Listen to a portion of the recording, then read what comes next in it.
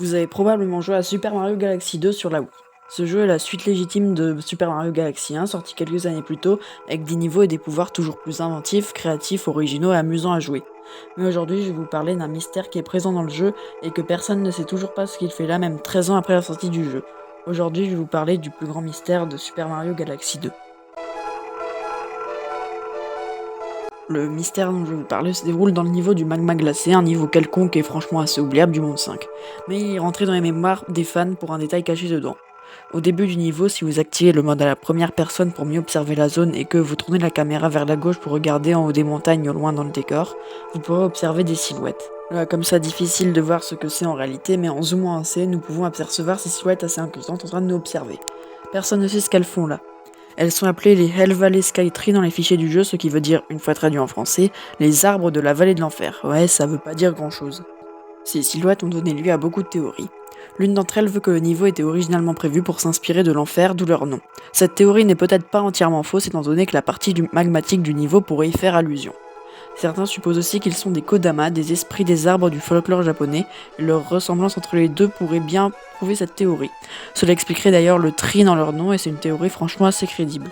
Mais alors, si chaque mot dans leur nom a une signification, que veut dire Sky? Eh bien là aussi nous avons une idée puisqu'on a découvert que ces silhouettes font partie intégrante de la skybox du niveau. La skybox c'est la texture qui affiche le ciel dans un jeu vidéo et ce n'est donc pas la première fois que les choses étranges se passent avec la skybox de Mario. En effet, dans Super Mario 64, la skybox du niveau du trempé séché est une photo d'une ville réelle, la ville de Shibam au Yémen, avec un effet pour la faire paraître engloutie. Cette texture dénote beaucoup des autres skybox du jeu car à aucun moment du jeu une autre photo réelle est utilisée pour ça. Pour les plus attentifs, les silhouettes font encore leur retour dans une partie du niveau du trophée des virtuoses, le dernier niveau du jeu, et là encore, elles continuent d'observer Mario fixement. Nous avons aussi découvert que les Hell Valley Sky Tree sont d'ailleurs beaucoup plus grands que Mario. Avec des outils spécifiques, nous pouvons déplacer la skybox pour la superposer au niveau, et nous découvrons alors que la plus grande silhouette fait 100 fois la taille de Mario et la plus petite la fait 30 fois. Nintendo ne cache pas leur existence, les mentionne même dans l'encyclopédie officielle de Mario mais les appelle juste silhouettes. Un Hell Valley Sky Tree apparaît aussi bien en évidence dans WarioWare Get It Together, dans un mini-jeu dont le but est de faire tourner un moulin pour le faire apparaître.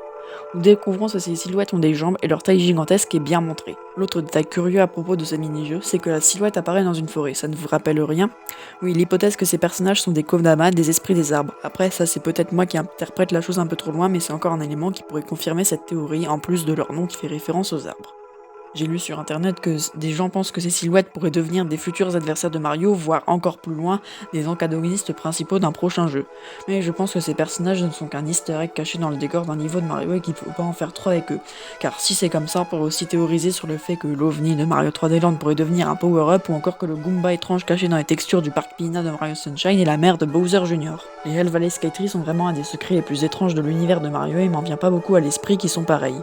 Merci d'avoir regardé cette courte vidéo. Si jamais vous voulez d'autres vidéos qui parlent d'étranges mystères mystérieux de Mario, me suggérer des idées de vidéos autres, ou encore me dire qu'il est inapproprié de mettre une musique de Zelda dans une vidéo sur Mario, vous pouvez m'envoyer un commentaire que je lirai avec plaisir. À la prochaine!